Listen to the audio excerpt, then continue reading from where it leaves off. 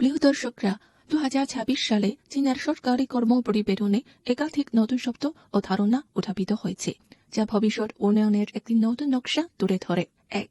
আয় বৃদ্ধি পরিকল্পনা। নিম্ন আয়ের মানুষের আয় বাড়ানো এবং বেতন ও সামাজিক নিরাপত্তা ব্যবস্থা উন্নত করা। 2. বসন্ত ও শরৎকালীন ছুটি।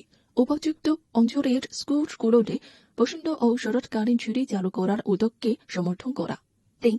অফ পিক ছুটি। ধাপে ধাপে বেতন সহ ছুটির ব্যবস্থা চালু করে ছুটির সময়ের ভিড় কমানো। 4. কম্পিউটিং শক্তির নতুন অবকাঠামো। জাতীয় পর্যায়ে সমন্বিত বুদ্ধিমান কম্পিউটিং অবকাঠামো গড়ে তোলা। 5. ভবিষ্যৎ শিল্প। কোয়ান্টাম প্রযুক্তি, 6G সহ অগ্রবর্তী প্রযুক্তি এবং ভবিষ্যৎ শিল্পের উন্নয়ন উৎসাহিত করা। 6. Satellite internet.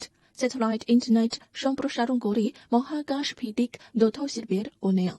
7. বুদ্ধিমান অর্থনীতি। কৃত্রিম বুদ্ধিমত্তা প্লাস উদ্যোগের মাধ্যমে অর্থনীতির বুদ্ধিমান রূপান্তর এগিয়ে নেওয়া। 8. China service. সেবা খাতের মান উন্নত করে আন্তর্জাতিক প্রভাবসম্পন্ন চায়না সার্ভিস ব্র্যান্ড গড়ে তোলা। 9. বিশ্বমানের শহরগুচ্ছ। প্রধান আঞ্চলিক নগরীগুলোকে বিশ্বমানের শহরগুচ্ছ হিসেবে উন্নত করা। আসুন আমরা একসঙ্গে ভবিষ্যতের দিকে আশাবাদ নিয়ে তাকিয়ে থাকি।